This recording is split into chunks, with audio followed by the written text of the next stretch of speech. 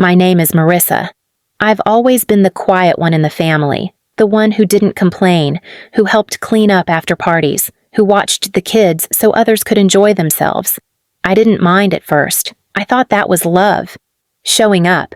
But as I grew older, I realized I was the only one showing up. My sister Camilla, the golden child with the perfect hair and the loud laugh that could fill a room, was the sun in my parents' universe. They praised her for the smallest things, like remembering to send a thank you text.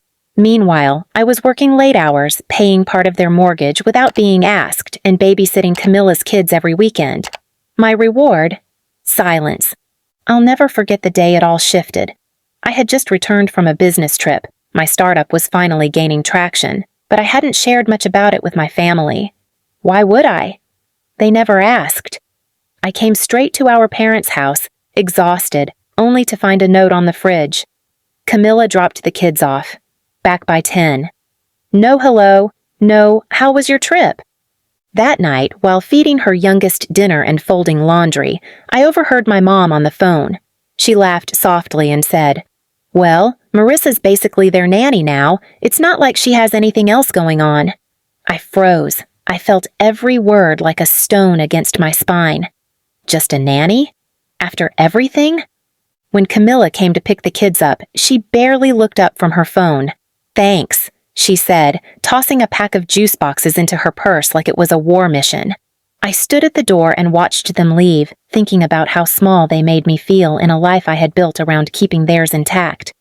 A week later, at a family dinner, the humiliation became public. My dad raised a toast to Camilla, celebrating her new Instagram partnership with a skincare brand. He beamed with pride, saying, "Camilla's really making it big.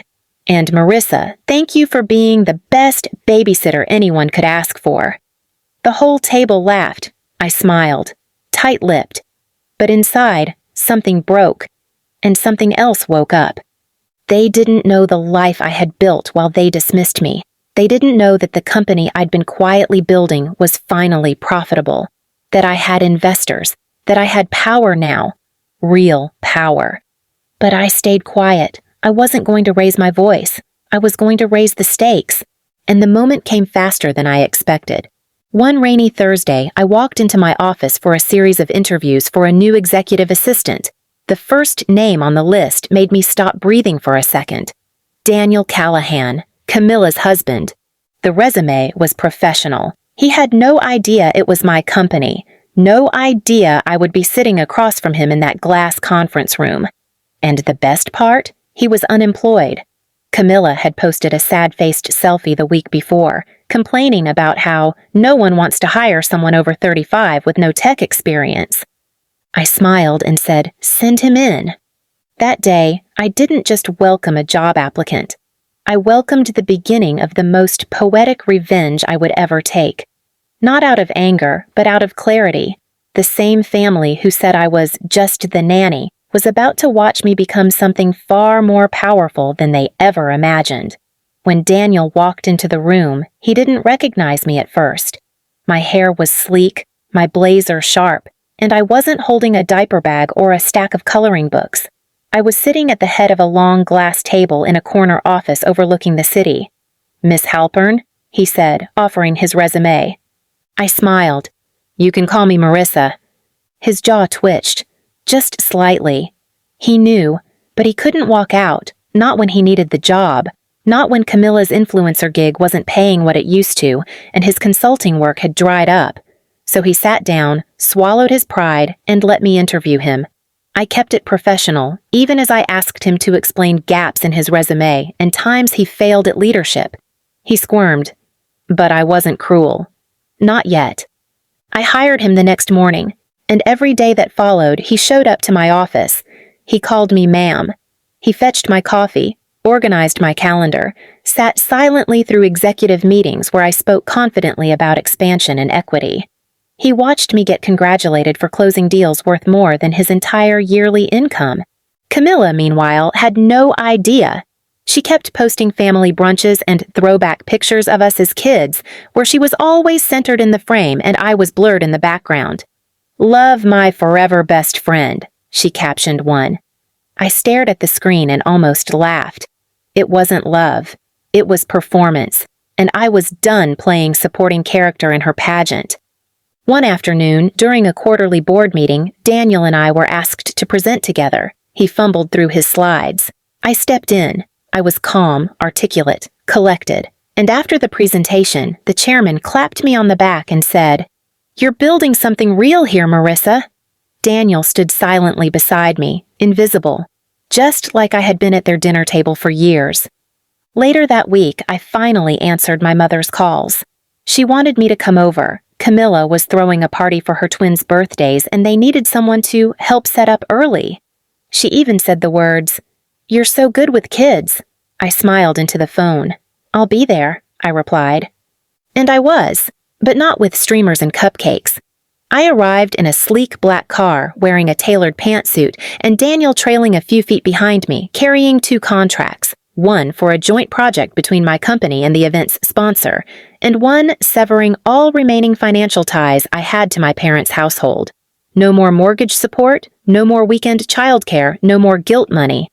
As I walked through the door, I handed the contracts to my mother and said, "From now on, let's keep everything professional. You once said I was just the nanny. I figured you'd appreciate some structure." Camilla turned pale. Daniel didn't say a word. He simply placed the papers on the dining room table and stood behind me. My mother tried to argue, said it was just a joke, that I was being dramatic. But I wasn't angry. I was precise. And before I left, I took one final photo, a selfie in their living room. I captioned it, "Not the nanny, the CEO." The post went viral within hours. What they didn't understand was that revenge didn't need to be loud. It just had to be undeniable. A few months passed and everything remained silent from their side. No angry texts, no backhanded comments. Just silence. And in that silence, something remarkable happened. I healed. Not all at once, but slowly, in moments. In late-night walks after a long day at work. In reading a book with my feet tucked under me and no one asking me to pause and grab juice boxes. In deep, uninterrupted laughter with friends who never asked me to be less so someone else could shine. Daniel now showed up every morning precisely at 8:30, no longer late. He was efficient, obedient, careful. He didn't talk about Camilla, and I didn't ask. I had no interest in his marriage. I wasn't out to destroy it. I was out to reclaim mine with myself. One morning, while reviewing files in the office, I noticed Daniel standing at the window, staring out, not working.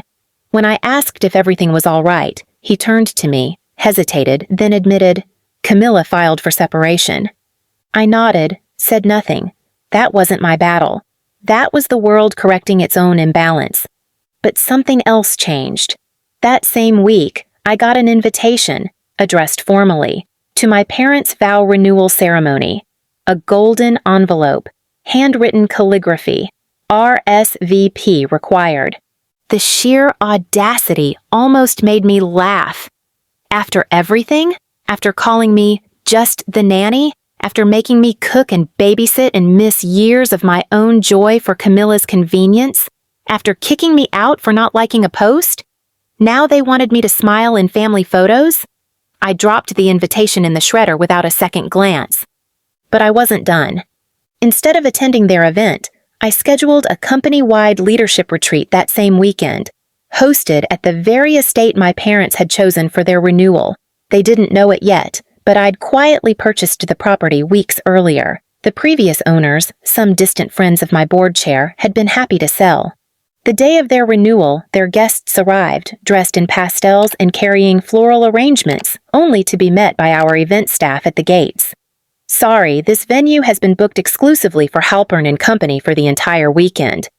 My parents stood frozen outside the gates, clutching their invitation and looking at the banner fluttering in the wind.